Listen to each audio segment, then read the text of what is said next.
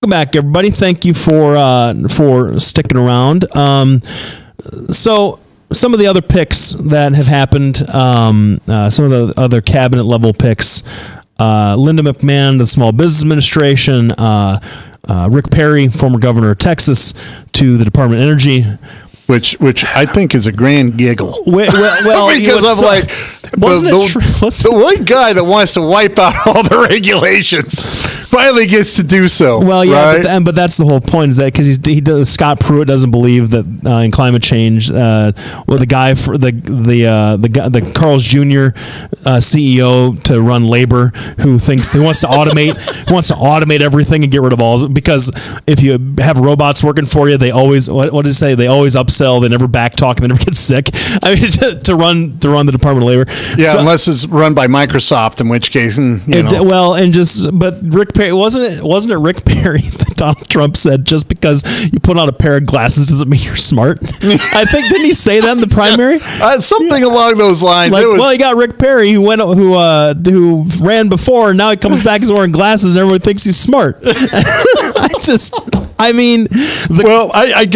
you pointed Rick Perry, I started laughing, because here he is from Texas, giant oil, sympathies, and I'm looking at this going, now I am a climate change skeptic. I don't believe that the science that they have proves that it's all man-made, like they keep saying. Doesn't mean I want to live in a big pile of sludge. Doesn't mean I enjoy fracking and polluting the water. I don't like that. I am an environmentalist. But I'm sitting here thinking, man, of all people to point, what a shot across the bow to the climate change goods. Holy smokes. The secretary of the EPA, who has written more who was the guy that wrote who has attacked the Clean Air Act that basically limited smog in LA and New York. It's just one. If you care about, what do I always say about my goal, like my personal goal for government? I don't care necessarily about the ideology of it. I mean, I'm an ideological person, but I don't necessarily care about I don't care about taking credit. It doesn't matter to me if it's a Democratic idea or a Republican idea that works.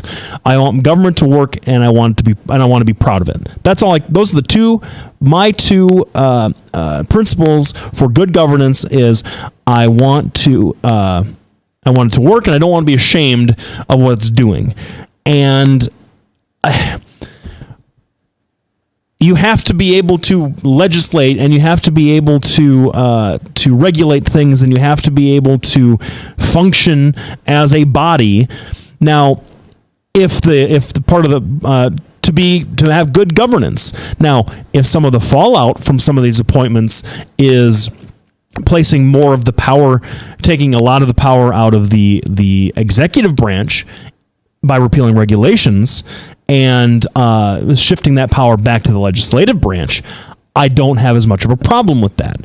We've talked about this a lot, how regulations is this four-letter word on the right, except that every single regulation that has ever been passed has been passed under the broad umbrella of Congress, because Congress was the legislative body that created the administrative body that passed the regulations. And even though, like, the EPA gets certain kinds of deference from the Supreme Court and from judicial review, if it runs afoul of congressional intent, or Congress comes in and says, no, we didn't, that's not what we meant, that thing will be gone. So if some of that power gets shifted back towards the lawmaking side of things, and Congress decides to get off of its, in my opinion, 30-year, probably more, long period of just let the president do whatever, collecting the check, I kind of don't have a problem with that, if that's what it means. If it means undermining a lot of the progress that has been made to clean up air pollution and water pollution that the federal government has had a hand in, or have an oil guy come in and say, you know what, oil, we're going to keep your subsidies, but Iowa, good luck, and come in and upset some of the progress in wind and other forms of renewable energy that we have, or somebody in the Small Business Administration coming in and scuttling fair labor practices or minimum wage stuff, that kind of thing. That's a problem, and that's where Democrats have to be, and which I talked about. You go policy by policy. You have to do the hard work. You go policy by policy and make your case and debate these things. Not just have it's a lot of fun to make fun of a Linda McMahon because of the business that she started with her husband. Oh, wrestling, whatever. Completely unproductive, completely insulting, and stupid. That's once again identity politics. What if she has some good ideas? I don't think she does necessarily because of her track record, but if it works and I'm not ashamed of it, I'm kind of okay with it. Yeah. Well, and I agree with you. I hadn't thought about cutting back on the regulations, putting it more towards the Congress and Senate. Make them work. I'm all for that. And it also would make this Trump administration less powerful, which is okay with me too. And you and I are both okay with less executive power. We've been saying that for years. It is what has happened in the Obama administration with a lot of their military action, in my mind, is unconscionable for any, especially for a president that won and I apologize, the damn Nobel Peace Prize.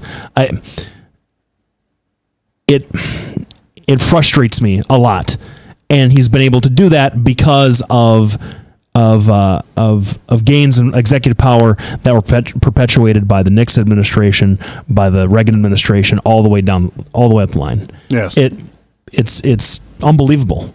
Well, and every administration has done that. I mean, every president throughout history, every time they get a chance. But that's the whole point. The whole point of having three co-equal branches of government that have checks and balances on each other is to keep that from happening. And the Congress, that is supposed to be easily like the most day-to-day powerful of the three, as far as making laws is concerned, has just said, no, you know what, we don't care. We're going to give the president all this ability to do whatever he wants. Yeah, they've abrogated their responsibility. It's unbelievable. Now, when we come back, there's a point I want to make about Lefty's point about, well, listen, these people are out there, and like Hillary Clinton isn't beholden to anybody for her political career, and Obama's not beholden to him, and the rest of it. I have a point that I'm going to make about that, and these people that are titans of industry. We'll be back right after this break. Thanks for tuning in. We couldn't do what we do. We'll be back right